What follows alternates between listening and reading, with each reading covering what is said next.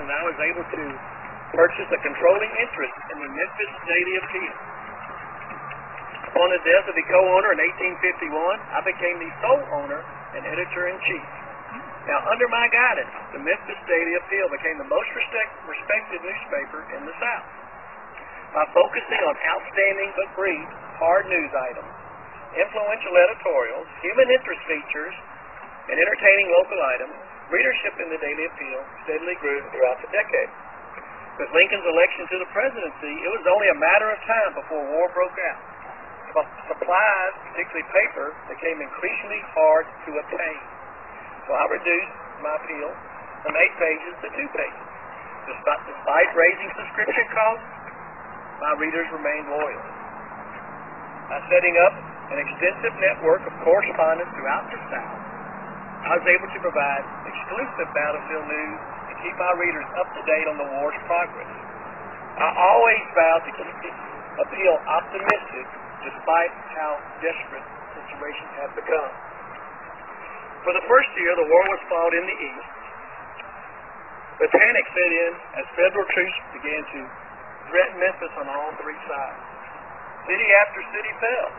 And as those cities fell, federal troops would come in and confiscate the newspapers, throw some of the presses in the nearby streams. Some newspapers became puppets of Washington, D.C.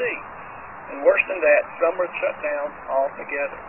I vowed that would not happen to my beloved appeal. So I began laying the plans quietly to take the appeal on the road. Now, my policy was to keep the appeal at its post until the host city fell. When federal troops approached Memphis in June of 1862, I began dismantling the press for a trip to Grenada, Mississippi. What a job.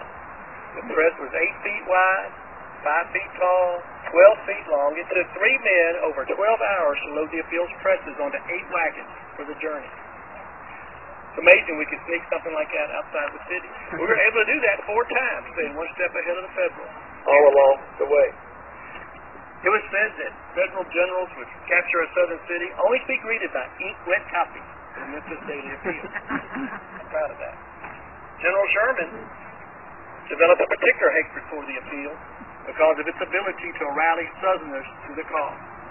Now, as war raged on for the next 3 years, the appeal moved from Grenada, Mississippi, down to Jackson, Mississippi, all the way over to Atlanta, Georgia, all the way back to Montgomery, Alabama, an odyssey of over 1,000 miles going across 3 state lines in a period of 3 years, all the while the popularity growing at every stop. In fact, the Memphis Daily Appeal was one of 20 newspapers to survive the Civil War. Well, the war was over. I was resigned but not defeated, and I vowed to return to my city and relaunch the appeal. Within 3 weeks of my return, I was dead. Now, circumstances about my death are being debated to this day. It was said that I, a known alcoholic, went out for a night of drinking, returned to my hotel room, only to sit on the ledge of a window to read a newspaper by the street lamp of a nearby alley. And I fell to my death. Well, the windows at the Kyoto Hotel were designed to prevent such a fall. Despite all that, local authorities and the newspaper, my 1-page obituary the next day, rated only that I had broken legs, broken arms, bashed-in chin, and bruises all over. And there was no mention at all about my heroic odyssey throughout the South of the moving appeal. To add insult to injury, my body lay here for 2 weeks in a vault at Elmwood. And just 2 days short of being buried in a pauper's grave, a nephew came forward to bury my remains in an open lot. It took me over 100 years to get a marker right over here. Well, despite all that, I'm happy to know that my appeal is still being published today, although it merged with the Memphis commercial. And I'm delighted to know that there are reenactments of Civil War battles throughout cities in the South and battlefields, and that the Memphis Daily Appeal is the #1 circulated newspaper in all those reenactments today. Now, you know, I can sit here and chat with you about this all night long, and I thank you for coming to hear my story. I'm John Reed McClanahan.